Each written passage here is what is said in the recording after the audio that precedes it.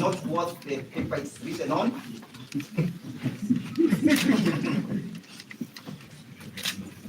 And our client is not able to leave it as the particulars do not inform on how he should leave.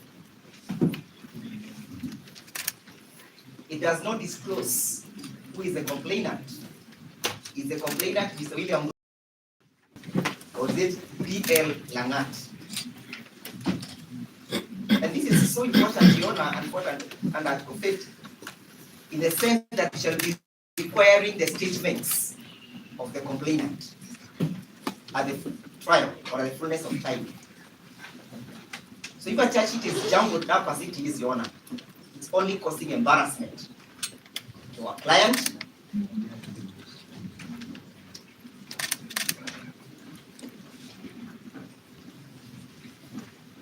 and to this court. That's for you. Your Honor, if I may. Yes, Your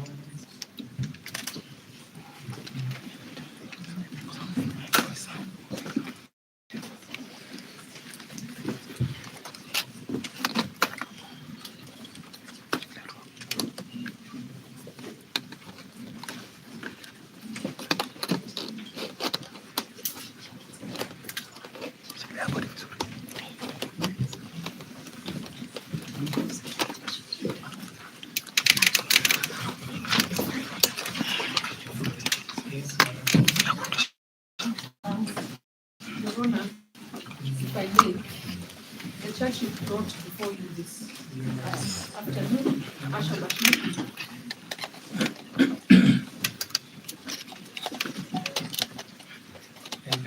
we don't take a lot of time on this. Yes, I'm only raising one issue. Yes, I'm only raising one issue. Yeah. That the alleged complainant here is also not a witness. I'm wondering how the two police officers will be the witnesses in this matter. Yet the complainant is not. So I humbly submit, like my seniors before me, that this is a faulty charge sheet and should not see the light of the day. Thank you. Your Honor, I will make a very short statement. Yes, I'm willing to tell.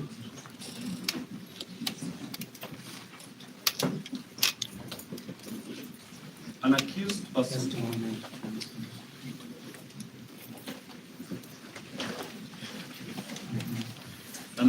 person under Article 50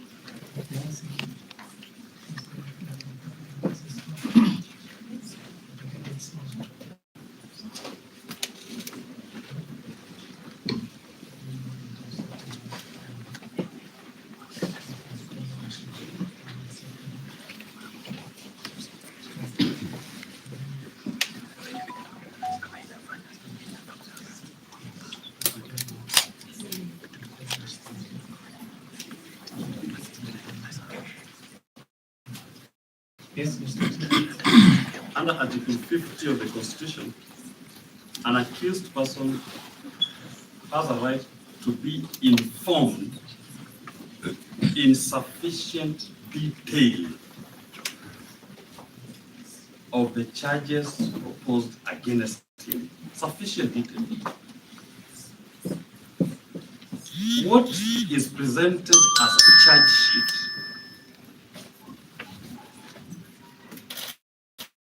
if you look at the count 1, it talks of cyber harassment. But look at the particulars. That is where the devil lies. And where the devil lies, it sets out a purported ex post, but proceeds to show you where he's sleeping. Content whose information you knew to be false and calculated to tarnish and discredit the reputation of one David Langat. This speaks, Your Honor, to a question of reputation, not harassment. And if it is reputation, it's defamation. If David Langat or William Ruto thinks that this post has injured injured their reputation in the eyes of right-thinking members of the society, their recourse is in the civil court. They sue for defamation. And criminal defamation is no longer applicable in our legal system. So that if the particulars presented before your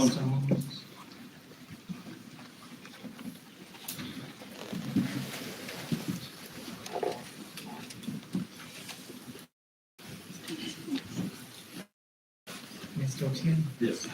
we don't know whether they are put the report in this room with blood pressure. So you need just to check on your voice so that you can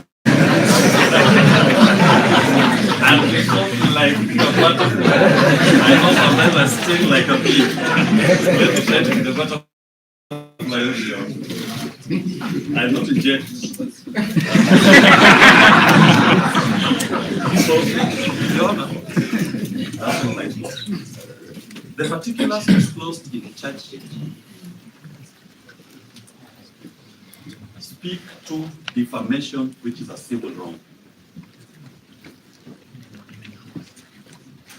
The count in the charge sheet speaks to cyber harassment. There's disconnect in the two. So will Mr. Morara be required to respond to the count of cyber harassment or the particulars of defamation? That charge sheet, Your Honor, should not be registered at this particular point. And the state can advise the complainant that in relation to reputation, the Chief Magistrate's Court Milimani exists, civil division. You can go there.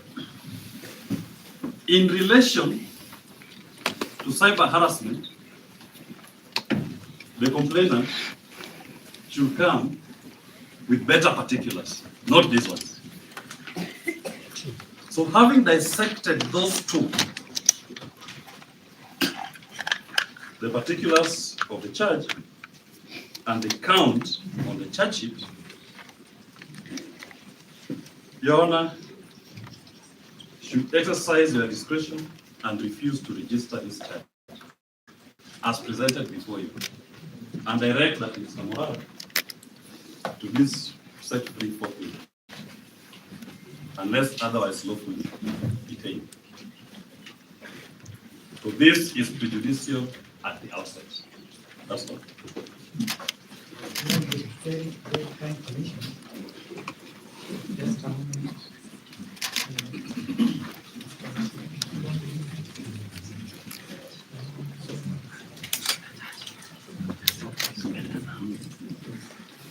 If I write everything, if I say the wrong thing, That's what justice deserves. That's what it means. that's the challenge with us lawyers.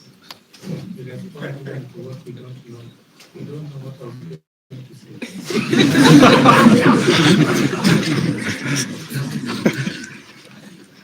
So I'll be writing manually because we have not set up the gadgets. We didn't know this case of this nature is coming today. So now just for your information, because now the gadgets have been set up, I will now not be writing. But please, when you speak, say your name at the beginning and use a microphone. So we'll have them transcripted. It's a very kind commission of the matter is Morara, and I wish to grab the court's experience. I'll pick it up from where my learned siblings Etienne left it, and urge us to go straight to Article 25 of the Constitution on rights that cannot be limited, Your Honor. One of the rights that cannot be limited, and while all other rights can be limited, is the right to fair trial. That is under Article 25C of the Constitution. very quickly, Your Honor, I'll, with ability, invite the court to read that together with the provisions of Article 52B, which my learned senior, where my learned senior left. 52B, Your Honor, is about the right of the accused person to be informed of the charge in sufficient detail to answer it. But, Your Honor, what has come out in the few minutes before, Your Honor, 50 Article 2B. If I'm not wrong, Your Honor, it talks about what fair trial, all that is under Article 52, from 2A all through to 2, I believe, J. 52A all through to 50Q, Your Honor, is what constitutes fair trial.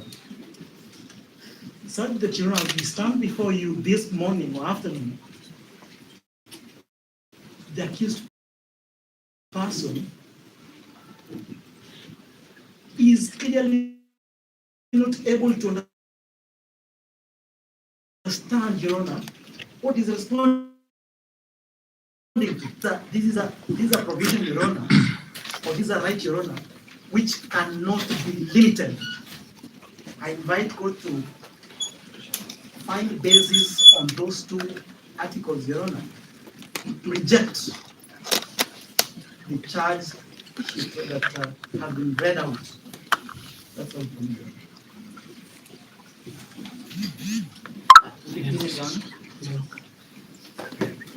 I'll leave the floor to my learned senior. Yes, Your Honor, I just wanted to say one or two things. Yes, Your Honor, my name is Eric Uri.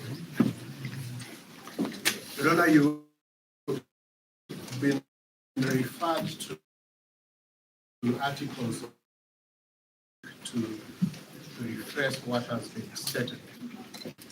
But Your Honor, so that you are not told that this court cannot deal with the questions of constitutional interpretation, Your Honor, I also wish to refer this court to the Criminal Procedure Code, and I would want to make reference to sections 135 with regard to the framing of charges. Section 135 with regards to the framing of charges. And Your Honor, it underpins the constitutional requirements that an accused person is entitled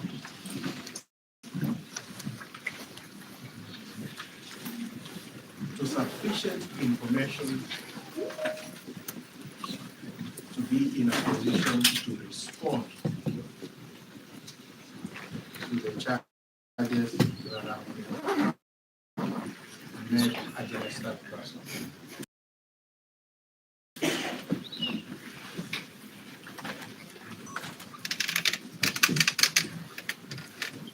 Your Honor, second,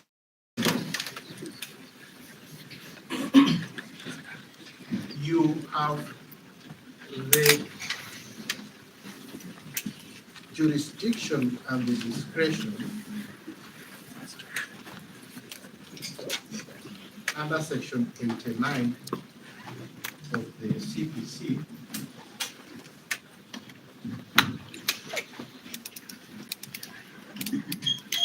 to decline these charges if you are of the opinion, and Your Honor, we persuade you to be of this opinion, that the charge sheet before you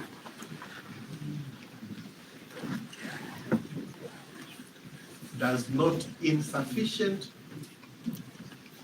material disclose a case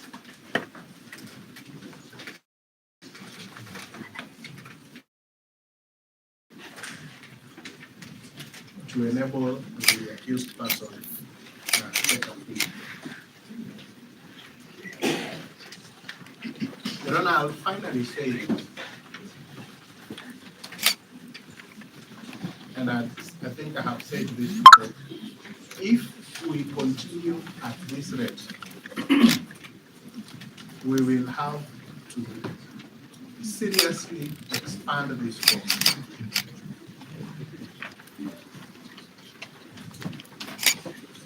Because Your Honor, what it would mean is that any statement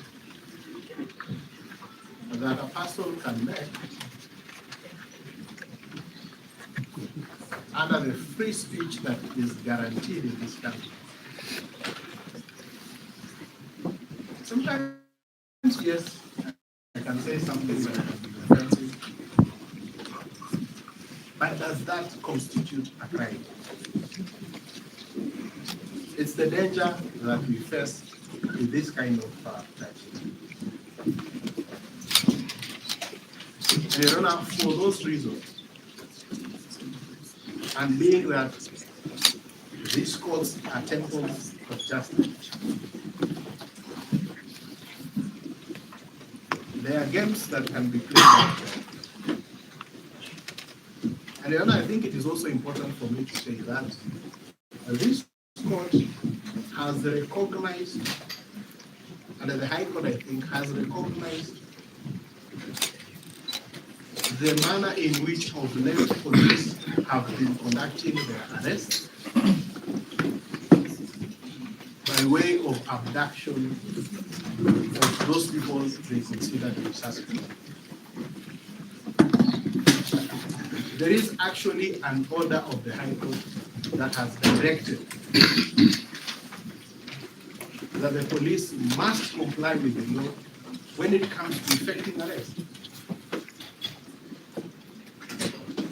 So when someone is abducted, like the accused was abducted,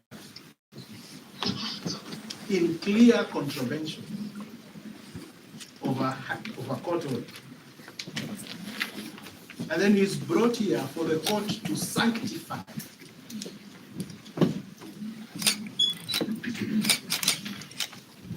the actions, the illegal actions that have been undertaken. And the attempt to sanctify Your Honor, those actions does not meet what is contained in our laws in terms of the kind of charges that should be presented and accepted before the court. Your Honor, this court must remain what it is supposed to be, a court of law. We may not be able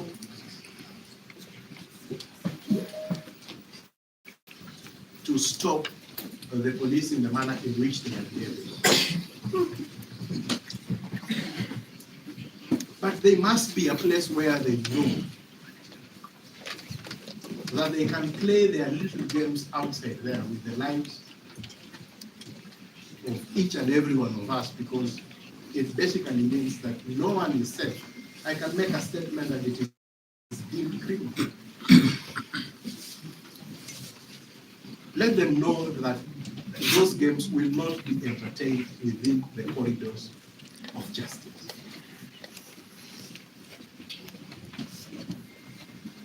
And so, Your Honor, I plead with this court that we must take all the circumstances of this case, and the circumstances of this case then explain the paucity in the charge sheet as has been presented before. Your Honor, thank you. Yes. And it's important that the court directed on this.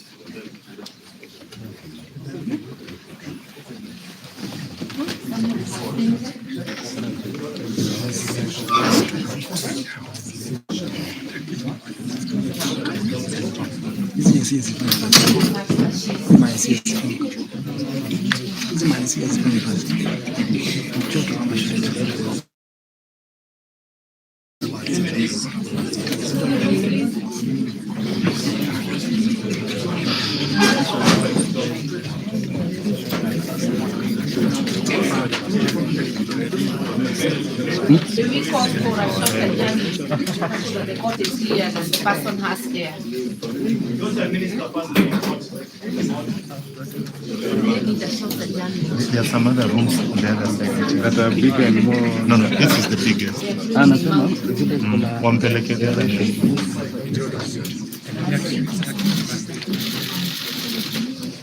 Thank you.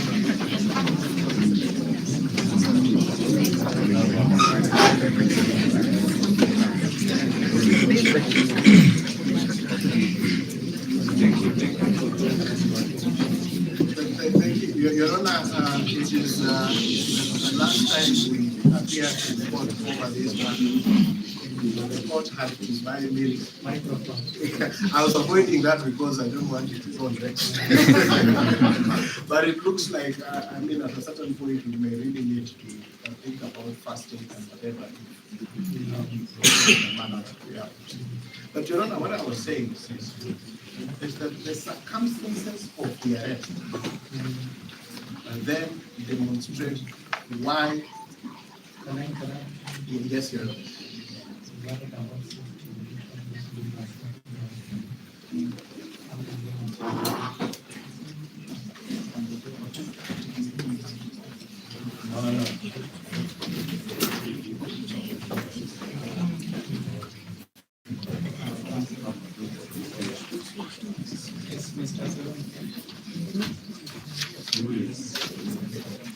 Yes, Your Honor.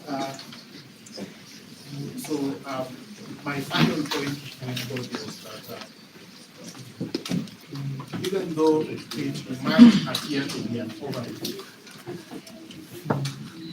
but this court must look at the circumstances of the arrest, and it will be able to understand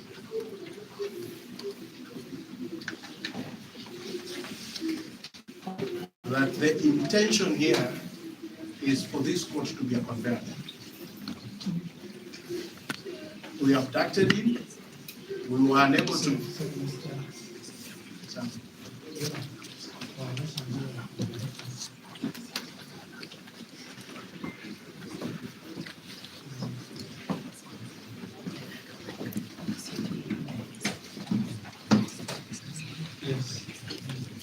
So, Your Honor, what I was saying is that this court is intended to be a conveyor. We abduct or we arrest without any probable cause. We look for any reason and we present a charge sheet and place it before the court. And the court then is supposed to be the one to sanctify, because Your Honor, the moment you accept this charge, and I think if it was a proper charge, we would have no problem, even though we would have known it is from the church. But the problem here is that, Your Honor, if you accept this charge, especially as it is framed,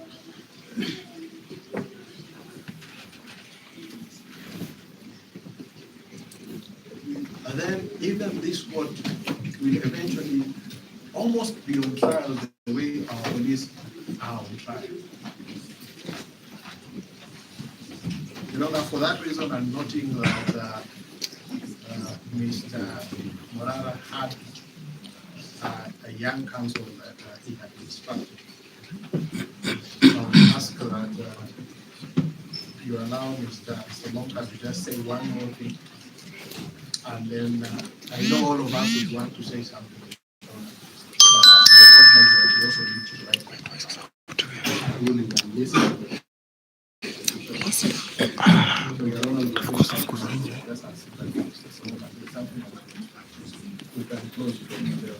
I'm being reminded it's also a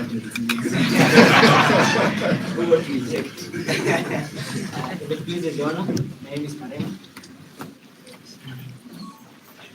I humbly and really appreciate the recognition I have seen it, and I thank them for the knowledge that I see them in the country. However, there's one small thing that we haven't touched. And briefly, that's to do with the framing of charges under Section 134 of the CPC, as read together with section 135 of the Criminal Procedure Code, which dictates in mandatory terms that a charge must contain a statement of the specific offense in which the accused is charged, and enough information to demonstrate the nature of the offense. Much has been said about civil defamation. Civil defamation. However, in brief, Your Honor, if you see count, it refers to cyber harassment under section 27 of the Computer and Misuse of Cyber Crimes Act. However, when you read the particulars of the offense, specifically line 4, knowingly without lawful cause, knowingly without lawful excuse, posted false information. That is another offense under the Computer Misuse of Cyber Crimes Act. Specifically section 22 of the Computer Misuse of Cyber Crimes Act. If you go on further, Your Honor, they repeated the statement, false, again. And then lastly finished with calculated to tarnish and discredit.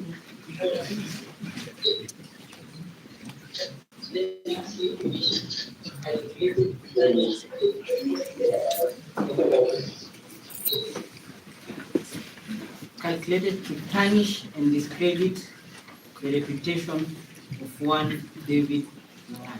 So, Your Honor, in brief, the question is Morara answering to the charge of cyber harassment or to the charge of publishing false information or civil or defamation? Your Honor, in brief, as I associated both my learned senior Counsel Eric Theory stated, I was with Morara when he was being arrested. The police refused to grant me access to Article 49, and there are orders that have been given by the High Court that the police ought to respect and ought to follow Article 49 of the Constitution. Some of those orders I personally obtained them from the High Court. Additionally, they did not disclose why they were arresting him or who they were. Some of them were masked.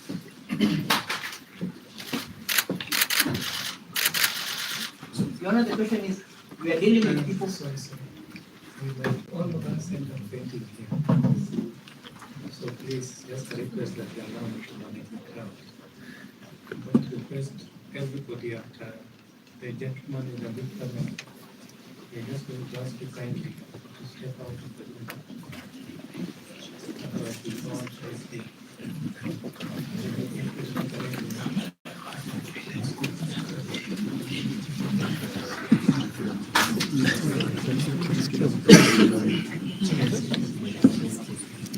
Please, you can listen from outside. We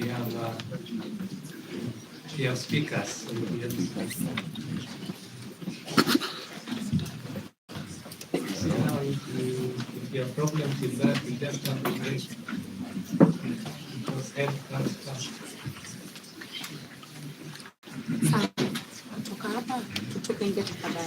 Please, please. But I want to see you counsel speaking. Oh yes, yes, Your Honor. So Because you can get, so many of us are sweating. You can get the smell of sweat. That is really long contact. yes, Your Honor, I'll be brief. Your Honor, in How many brief, more minutes will you take? 3-4 minutes. Okay, please. Your Honor, in brief, what we are witnessing here as a country is the weaponization of the criminal judicial process against a young man who, against all odds, stood up to speak the truth. And the truth has hurt many people who are currently in power. That truth has altered the status quo. Sorry, you're not a witness. We are yet to take blame. But in brief, Your Honor, history is being made, and I invite this honorable court to stand on the right side of history by quashing these charges and releasing the accused person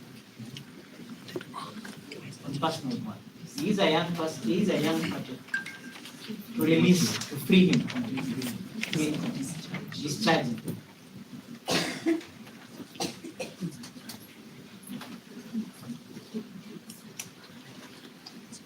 And lastly,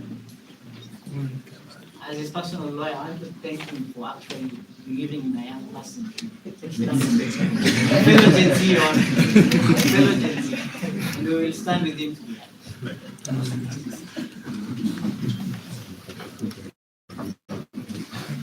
May the court afford exactly 1.5 minutes. My name is Achille Bradley.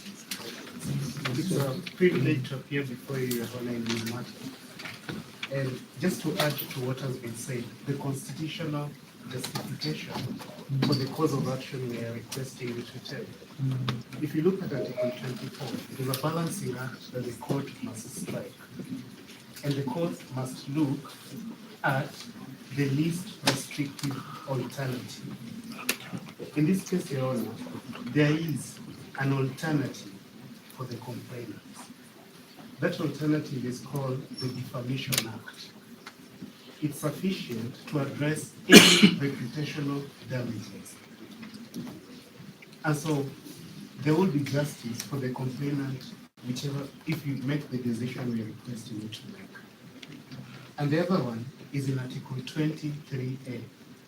That article obligates this court to adopt 20 sabbatical 3A. You know, this court cannot interpret the constitution. That jurisdiction belongs to the High Court. However, this court, as a constitutional organ, must apply the constitution. And when you look at Article 23A, it requires this court and all tribunals to adopt the interpretation that most favors the enjoyment of rights. In this case, Morara's right to freedom of speech, especially on these issues he's speaking about. So, Your Honor, there's sufficient legal basis for you to find that this charge does not disclose a criminal case, and that the remedy, alternative remedy of defamation is sufficient. Thank you so much. Your Honor, perhaps before the prosecution responds. Just a minute, Mr. Mayor.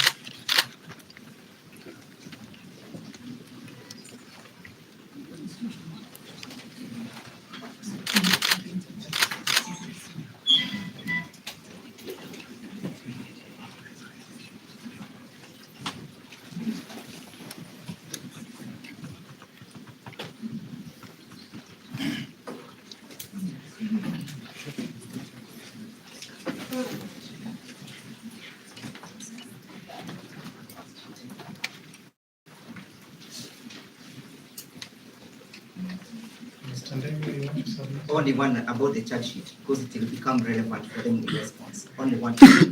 Perhaps, Your Honor, to just disclose the bad faith in which this matter has been instituted. That the charge sheet itself is indicating erroneous dates when our client was arrested. They say that they arrested him today. And the fact is that they arrested him yesterday. They have a duty to disclose all the material facts, and there is a reason why the CPC requires a date of arrest to be indicated on a charge sheet. Eventually, Your Honor, when you seek to retire, kindly order the DCI office, and this is the DCI himself, to release 3 phones and 1 laptop belonging to our client as we discharge him. Most obliged.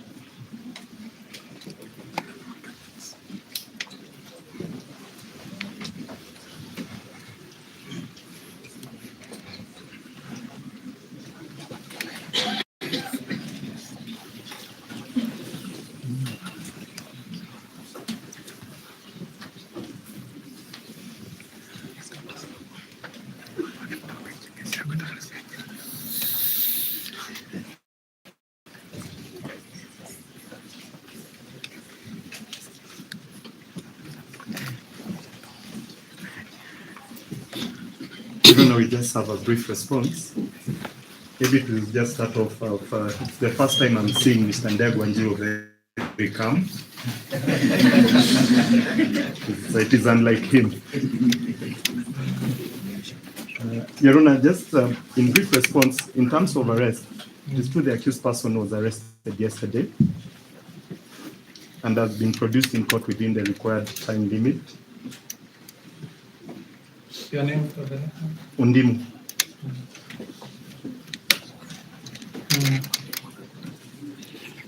And has been produced in court within the required time limit.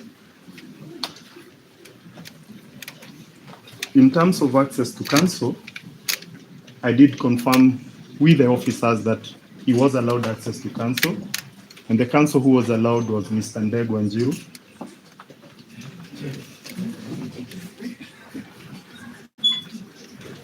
And in fact, Mr. Ndegwanjiru did appear at our office today morning. And we confirmed that the charge sheet will be brought.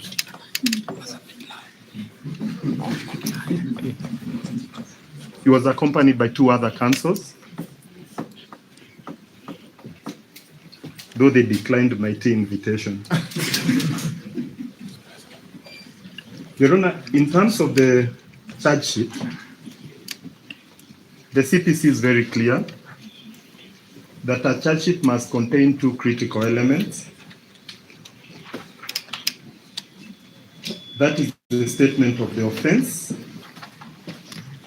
and the particulars of the charge. Your Honor, my colleagues, my senior colleagues and junior colleagues have not disputed that there is a statement of the offense and the particulars. The contention, especially my senior colleagues have raised, is what is harassment?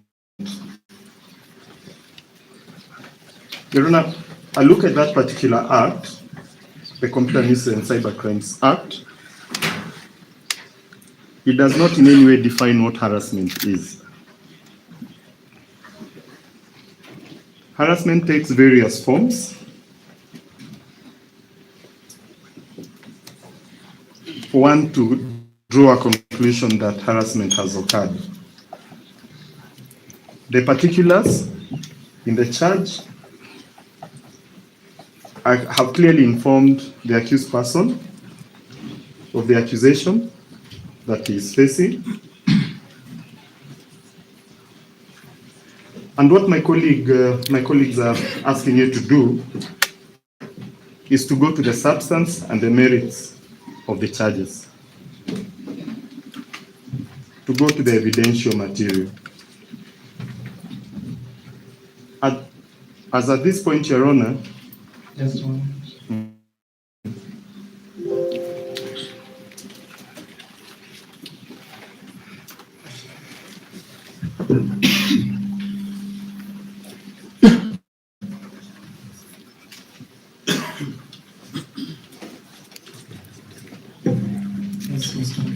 as at this point, what court ought to consider that the particulars of the charge have sufficiently informed the accused person of the accusation against him, which in our humble view are sufficient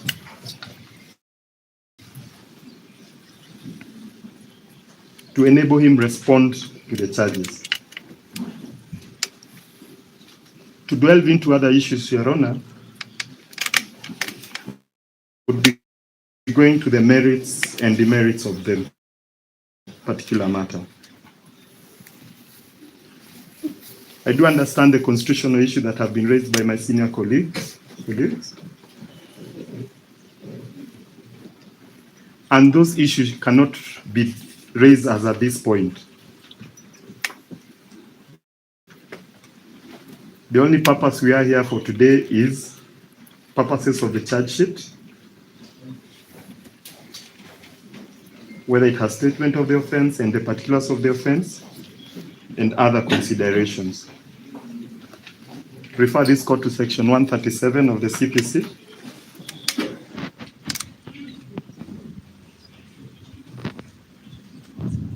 Your Honor, on the last point that Mr. Ndegwa has raised, on the issue of the 3 phones and 1 laptop, I undertake to follow up the issue with the investigating officer to find out if they are interested in the material or the same should be released to the accused person.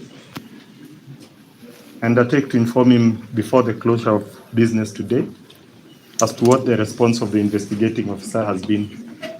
Luckily, I have Mr. Ndegwa's number. And also Mr. Eric Theuri. Surprisingly, the squatter from Tuapa has not spoken. I'm sure he'll respond.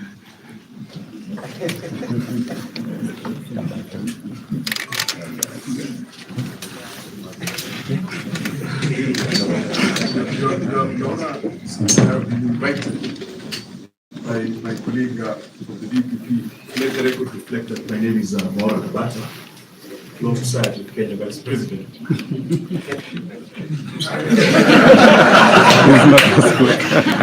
Vice President, I may put a rejoinder at the end. Thank you so much.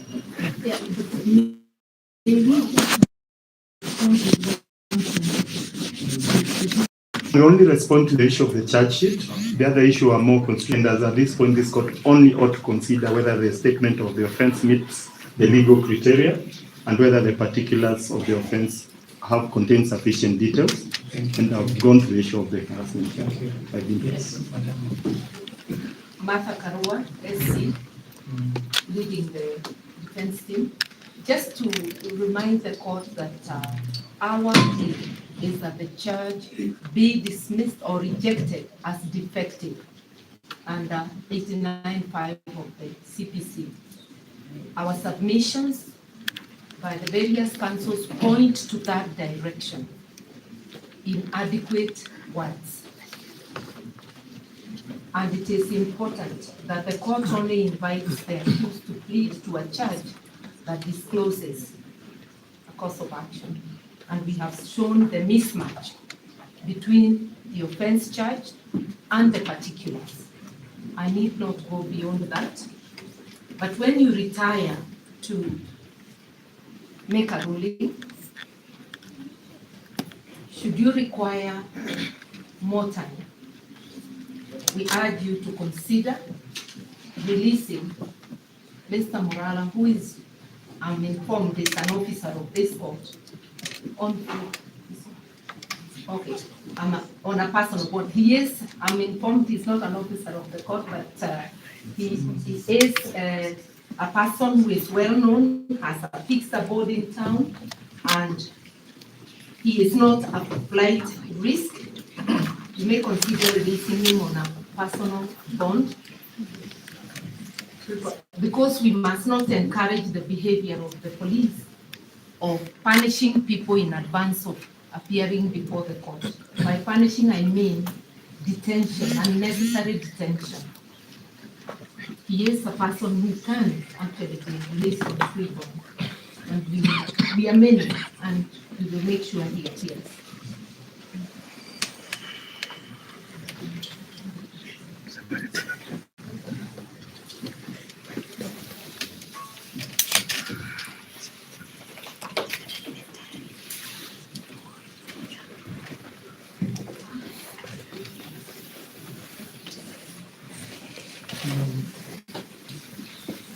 I think that should bring it to a close.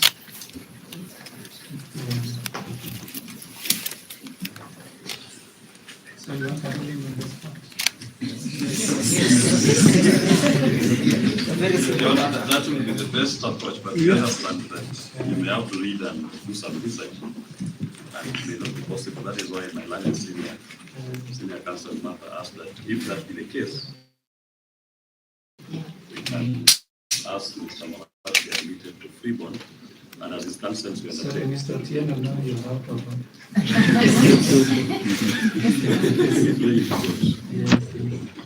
The environment is not conducive. I think I should release it down. Yes. The best way to do that is to preserve the ruling. We still come tomorrow.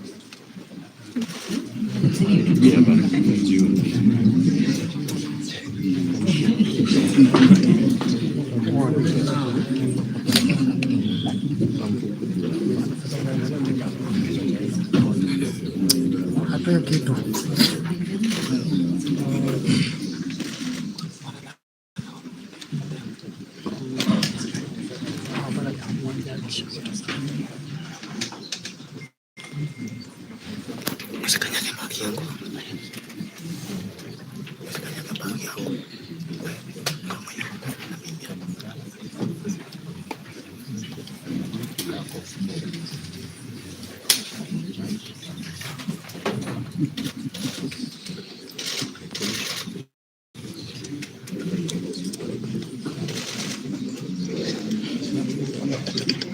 Senior counsel, what does your plan to do? Or what terms would you consider appropriate? He is a businessman and he is a very well-known, active and engaged citizen. Sounds funny. And he's also a lawyer waiting to be admitted. I actually thought he was already admitted. That's why I'm saying officer of the court. So he can afford cash bail of 1 million. Yeah.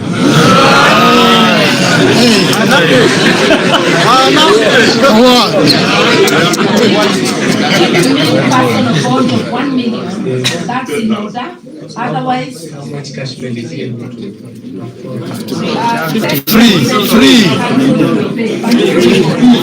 Free ball.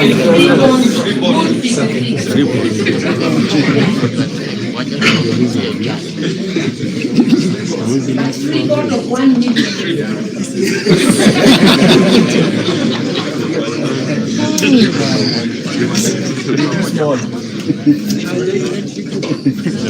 Your Honor, maybe Your Honor, just before you kind of, my colleagues have made submissions on the issue of bail. I just wanted to go on record that we are not objecting to bail.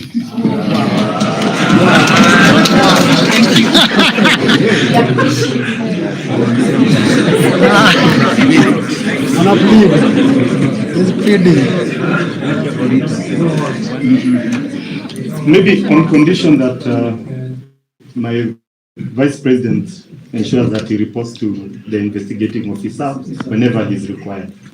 So today's first, what has to speak tomorrow, you come on 3rd of October.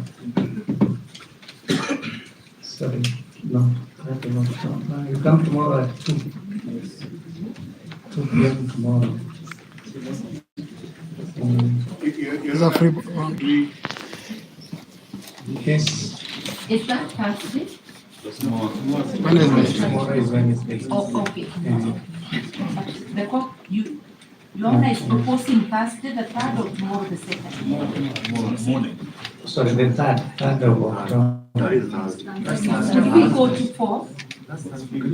Could we go to 4 that will give you enough time? In the morning. See, I'm already confused.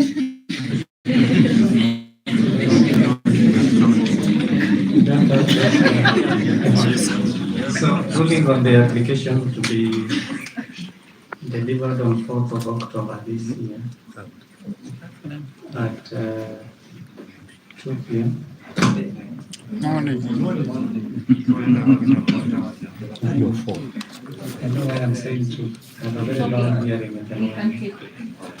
You're most obliged. And the accused person is granted cash bail of Kenya shillings 50,000 with one contact person to appear before the court on 4th of October this year. Why not free?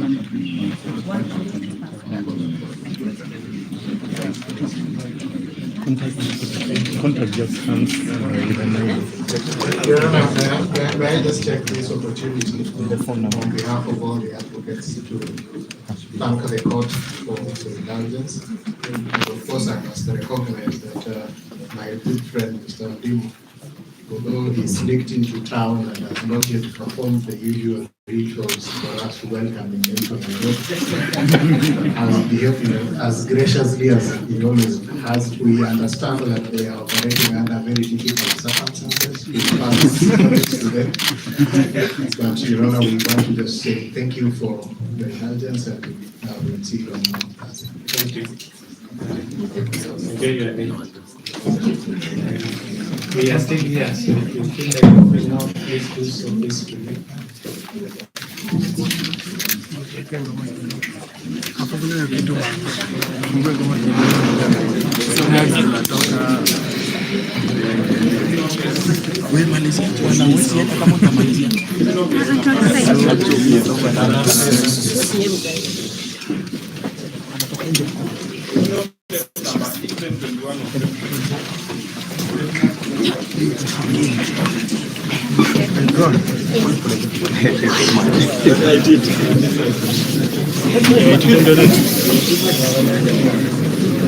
Twende tuinject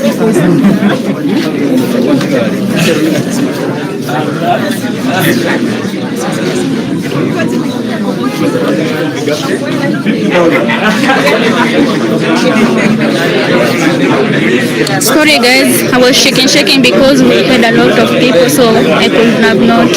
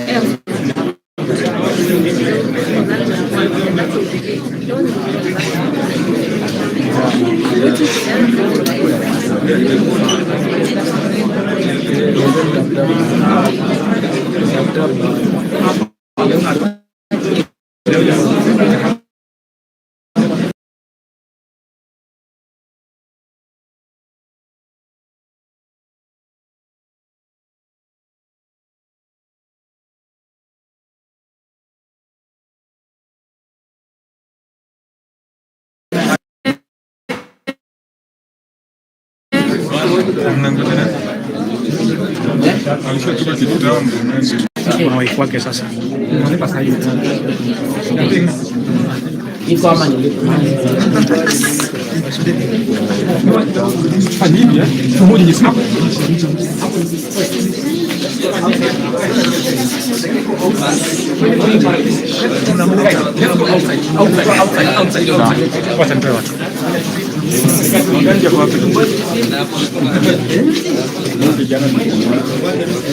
Let's go outside. Let's go outside.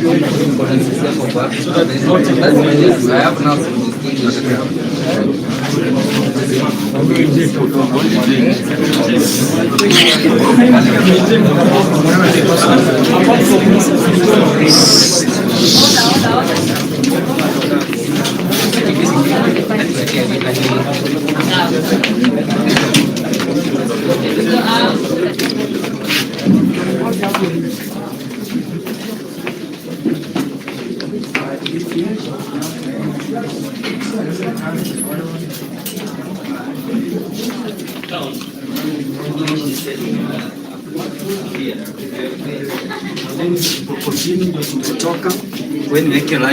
Ongea, unasikika?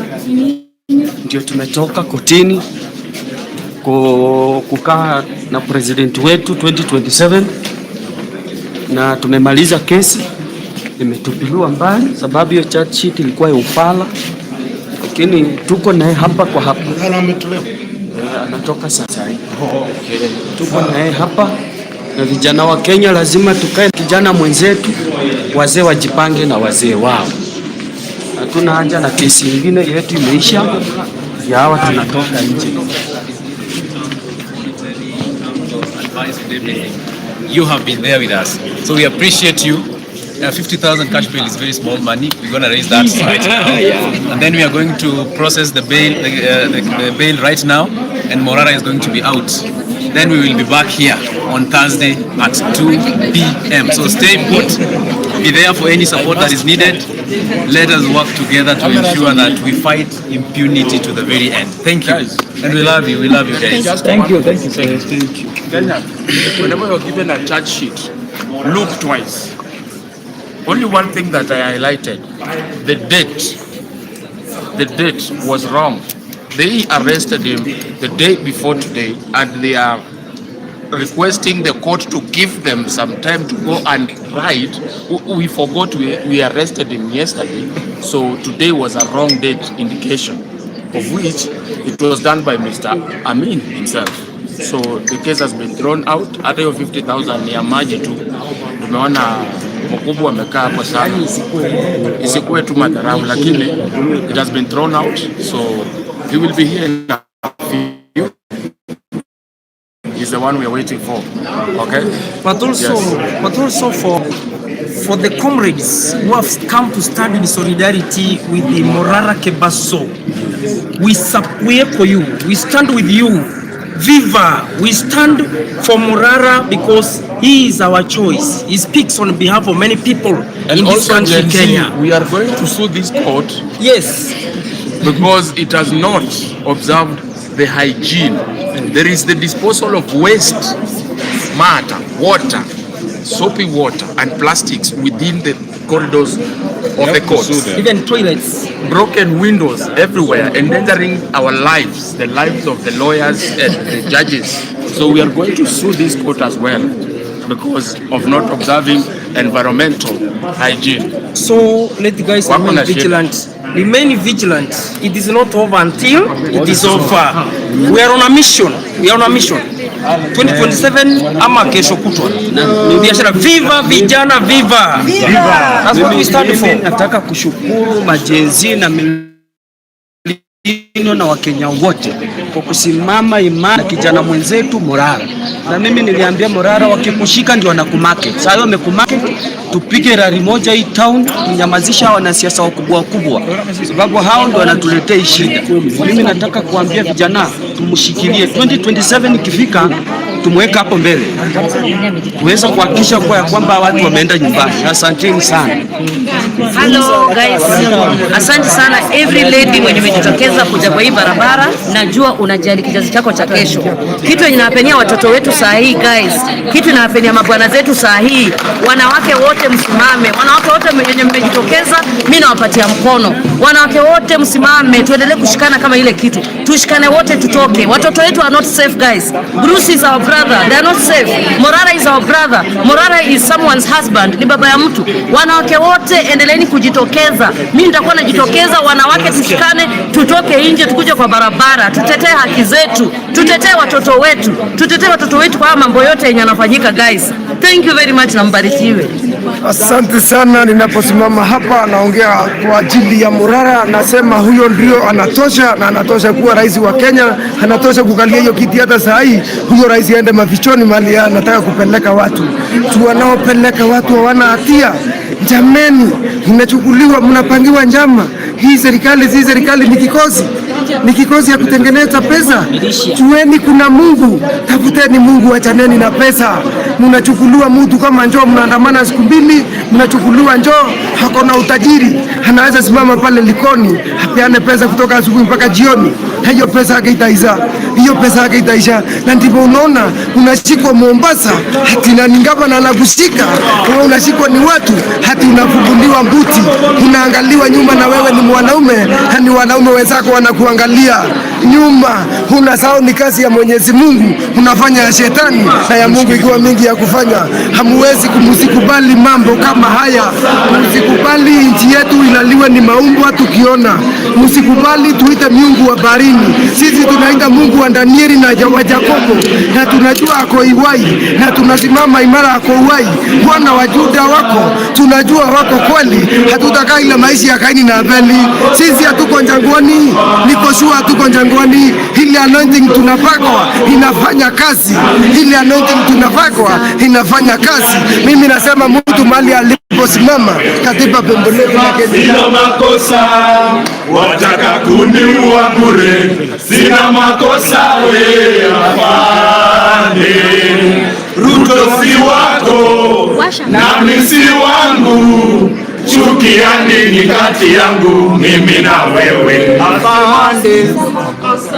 Ayoma, ayoma, ayoma, ayoma, ayoma, ayoma, ayoma, ayoma, ayoma, ayoma, ayoma, ayoma. Nazakayo asikie, Nazakayo asikie. Mapinduzi yaja Kenya, mapinduzi yaja Kenya. Nagashagwa asikie, Nagashagwa asikie. Mapinduzi yaja Kenya, mapinduzi yaja Kenya. Ayoma, ayoma, ayoma, ayoma, ayoma, ayoma, ayoma, ayoma, ayoma, ayoma, ayoma, ayoma. Ukombozi tutaupata vipi? Tulinde haki za binadamu. Nipe jibu la fumbo hili mama, ewe dada, hata na wewe ndugu, ewe dada, hata na wewe ndugu. Viva comrades, viva! Viva! Viva comrades, viva! Viva! Forward with the struggle, forward! Forward! Forward with the struggle of the people, forward! Forward! Long live the struggle, long live! Long live! Long live the defiant spirit of Morara Kebaso, long live! Long live! Forward with the struggle, forward! Forward! Forward with the struggle, forward! Forward! Down with the arbitrary arrest, down! Down! Down with the arbitrary arrest, down! Down! Down with the Ruto regime, down! Down! Down with the Ruto regime, down! Down! Forward with the people, forward! Forward! Long live our women, long live! Long live! Long live our people, long live! Long live! Forward with the struggle, forward! Forward! Forward with the struggle, forward! Forward! We are just telling William Ruto, kindly leave us alone. Yes. You are holding this country at ransom. Leave your office. You are holding this country at ransom. What we are just requesting you, humbly resign. We want free elections. Because whatever you have done to our people, whatever you have done to our brothers and sisters, shall go down in history. And history shall not forget. History shall keeps reminding us that Dedan Kimathi was killed. And history shall still remind us that Rex Masai was killed, fighting for the justice of this country. History shall remind us that Morara Kebaso was arbitrarily abducted in his office. Yes. What have we done to you, William Ruto? Nini? What have we done to you? Nini? It is our civic and revolutionary duty to oversight whatever is going on in this country. And that is what we are doing. We are just keeping you in check. But now it turns out that keeping you in check is like a criminal activity. Sending DCI to our houses to abductors, killers, to killers, because it will go down in history. Viva comrades, viva! Viva! It will go, viva comrades, viva! Viva! It will go down in history, and we shall not forget that Denzel was thrown at a quarry. What do you think that the family is feeling right now? Fighting for the justice in this country is very expensive. It has cost us lives. And even if it means you're gonna kill us. If they kill us, our children will kill them. If they kill us, our children will kill them. If they kill us, our children will kill them. Just to remind you. Them before they kill us. Viva, comrades, viva. Viva. We are here saddened by the activities of this regime. We are saddened by the killings of this regime. That when you come out to advocate for what is right, the police are used to throw tear gas canisters at you. The police are used to kill you. We saw the other day at Multimedia University how police handled a student who had already surrendered to the police. Mr. President, Mr. Ruto.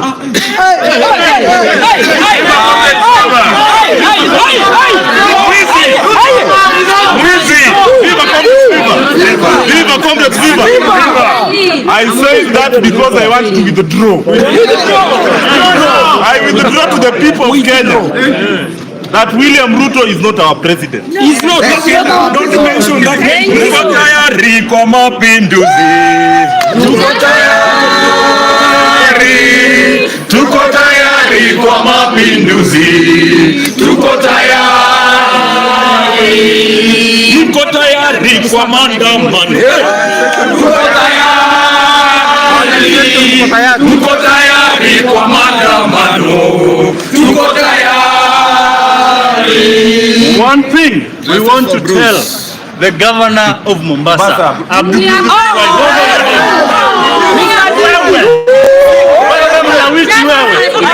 wewe unafira watu. My friend, tunakuja Mombasa, wacha tumalize hapa, tunakuja Mombasa, tunakupata huko. And Mr. Ruto, we want to tell you, there is one question as the young people we have already answered. Tuliulizwa, can we die for our country? Yes. There is a second question.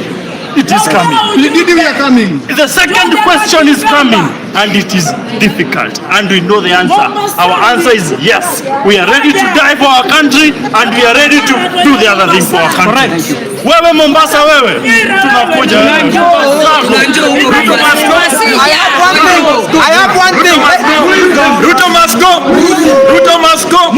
Ruto must go. Ruto must go. Ruto must go. I have one thing to say. Say true.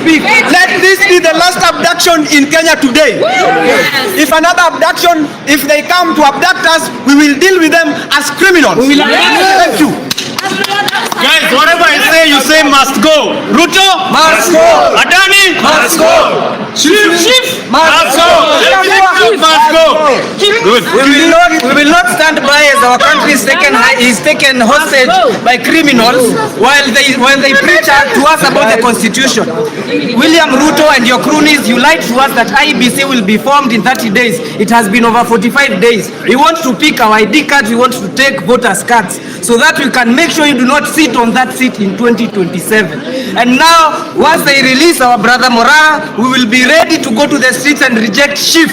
We will reject comrades power. Comrades power. A short man is not a boy. A man wearing a kanzu is not a woman. Yes. So we are going to fight for our country. We as the youth, tuko na wazee, tuko na vijana, tuko na kina mama, na tunapigana kutoka sahi mpaka mwisho kabisa. Tuko na katiba na katiba itatupigania. Tutetea katiba mpaka mwisho. This guy should understand one thing. Ours, we are not dealing with the issue connected with Gachagua and whatever. We don't care. Mambo ya Gachagua na Ruto, dereva Makanga kufa, dereva Makufa. Sisi tunataka nyinyi wote ondoka mamlakani. Pave way for the 60 Morara Kebaso. That's why we are here as the citizens of this republic. Secondly, members of parliament of Kenya, we don't recognize you because we are bound to head with your president, William Ruto. As we stand with the people, we remain with the people. People will have peace. Those comrades who died will have peace if we fight to the end and ensure we achieve whatever was in our programs. So guys, people of Kenya, let's be united. Mambo ya tribalism kando. Since we have one language, yes. We go much forward irrespective of where you come from. We stand as Kenyans. That's what we are looking at, and that's the Kenya we want through the 6th Morara Kebaso, and that's the writing on the wall. Thank you. Mimi naja hapa nikisema hatutaki kuambiwa tumetenga tena ni mwizi, hatutaki kuambiwa tumeweka mabilioni tena ni mwizi, haiendi kwa maendeleo ya watoto wetu, haikuji mashinani kwa watoto wetu, inawekwa kwa mifuko ya wakora ya wanyuma. Ili mtu kama Metheka Lethore anaweza kupandisha bibi ya mtu ndege ili akulipia na pesa yake, alilipa ndege na pesa ya mali ya umma. Kweli ya marongo. Kama ni pesa yako Metheka Lethore, ulilipia huyo mwanamke ndege ukaenda na yeye ngambo, kuja usimame wima kama venye nimesimama hapa, useme hiyo pesa ilikuwa yako, ni jasho yako, ulifanya kazi mzee. Hatutaogopa, hatutaishi kutishwa ni askari, hata sisi ndio tunafanya askari ya kuwe kazi. Sisi ndio tunafanya ambaye uniform. Hiyo tia kazi unarusha, unafaa uitunze vizuri kwa Mkenya wa kawaida, uitunze vizuri na hiyo uniform unavaa. Kama uelewi, mimi nasema hata askari wa jela ndiye anavaa lipo mshahara mingi kuliko MCA. Hata askari wa jela yule anaangalia mfungwa ndiye anavaa lipo mshahara mzuri, ina make sense. Na nitasema tena na tena, hakuna vile nchi inaweza fandiwa ni wanasiasa ikuwe nchi. Kuna viongozi hizi zimeongoza nchi, hizi ni umbwa. Hizi nasema ukweli, tasimama imara, nimwambie hizi ni umbwa au si viongozi. Hizi ni umbwa na hazeni kutafuta viongozi kuanzia sasa, na mtawajua.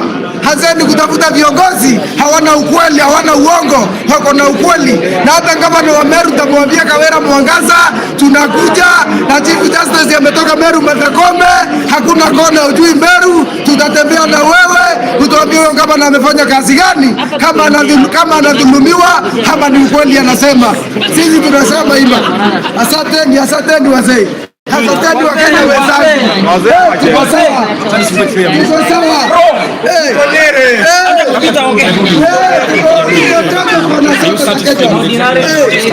Wale watu wanazuia watu wetu town. Ameona upepo akakasirika. Kuna watu wetu wamezuiwa town. Tunaendea hao watu. Tia gazi lazima irushwe. And we don't fear this government. A coward government, we don't fear it. Nimechoka lakini mimi naweza finya mtu. Siogopi. Ambia watu. Mtu ni mbaya. Sasa wafanye hivi. Mimi waje naambia. Wewe, mimi hata sina kitu ya kuambia media. Naambia hizi mbweha, hii government. Government ni ama mbweha tu.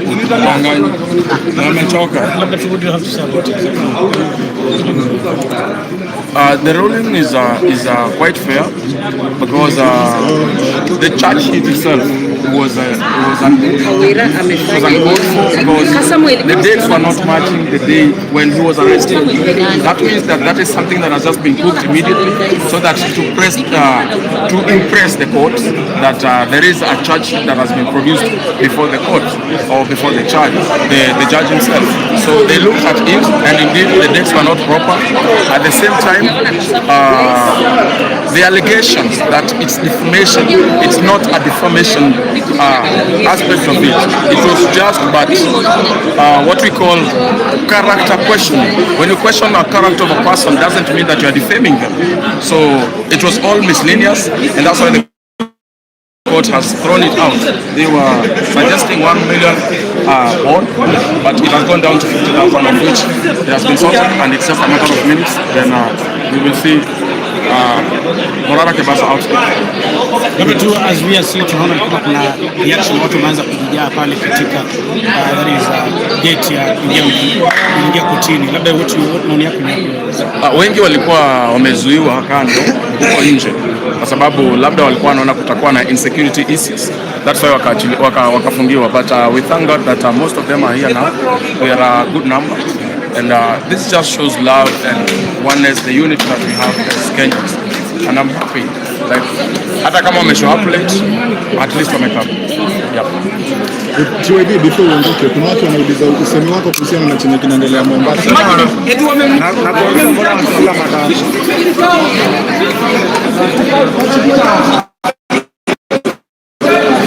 Uko nje kupaje? Ameshika kaya. Toke nje ama, lakini shida tukitoka na break hatutapata. Lakini si akitoka tu ataenda kupatana na Itanifa tupatie ka story kidogo.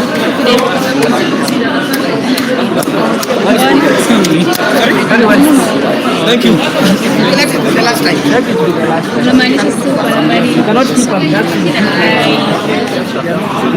Sidhani kawa na kwa. You were quiet but now it's time to speak again.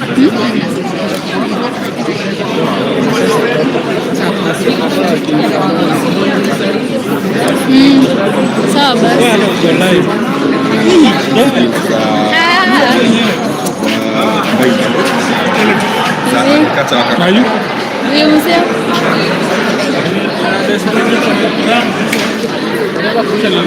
Kuna nini huko nje?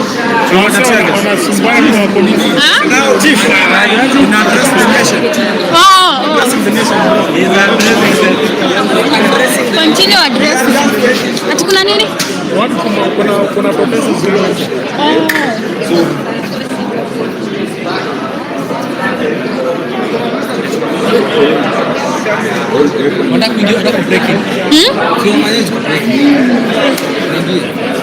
Ama nitoke nje? Sasa hiyo ndio shida. Sio kuna kazi unarudi. Manage kuingia. Ndio.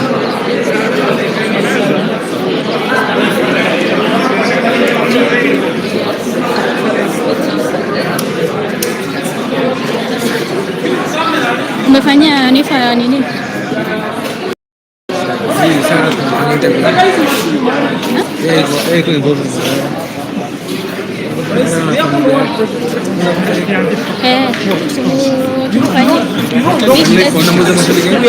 Tulete nikupe content.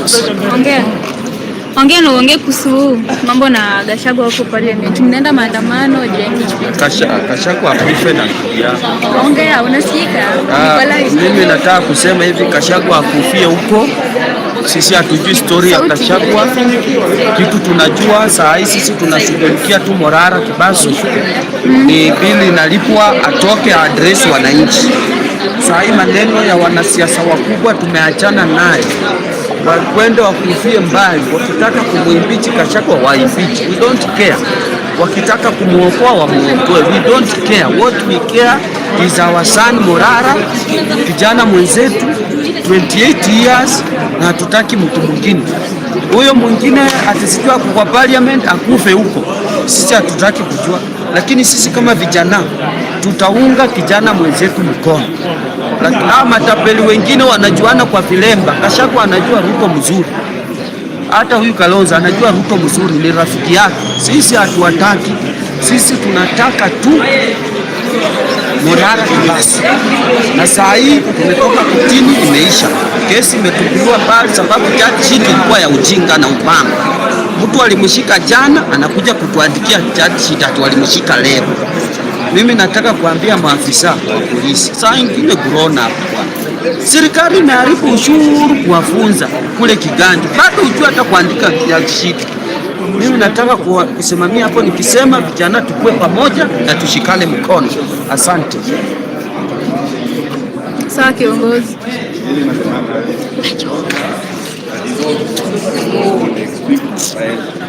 Amenyima kasi ya kuingia ndani na kushika agriculture.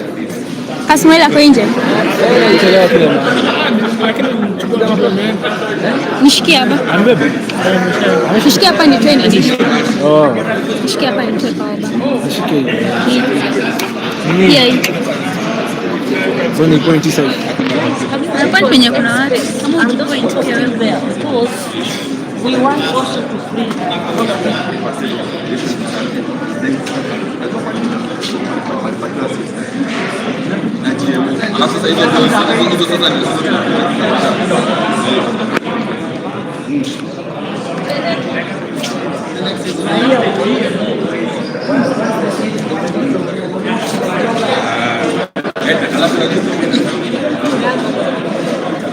Mamius?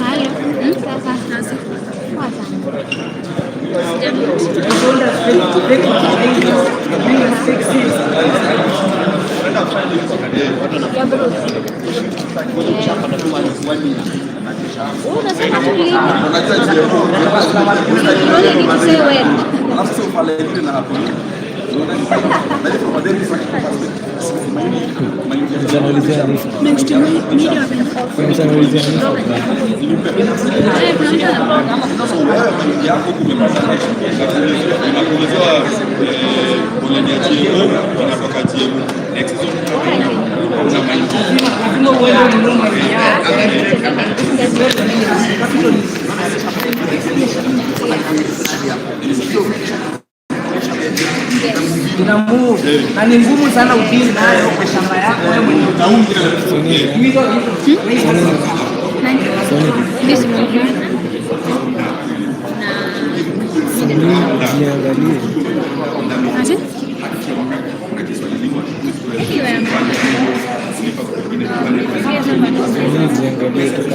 Wanatetani wenyewe kwa wenyewe.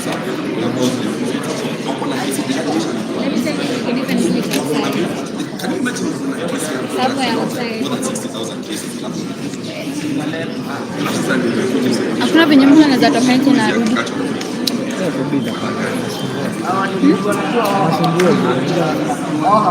Watu ni wengi leo. Security wako na stress sana. Ni zile kuna academy lakini kuna academy ya cancel leo. Unaweza toka. Unaweza toka. Kuna kadi. Alafu uonyeshe job card. There's not much knowledge behind Sijui niende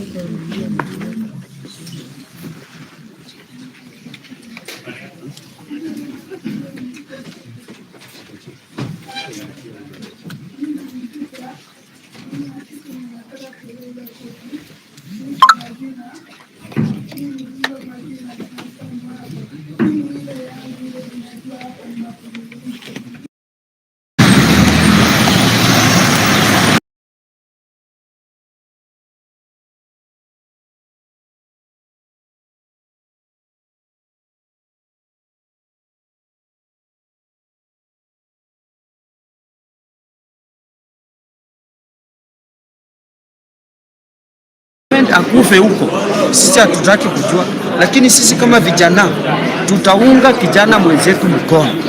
Lakini matapeli wengine wanajuana kwa vilemba. Gachagua ana mambo na Gachagua huko parliament, mnaenda maandamano je?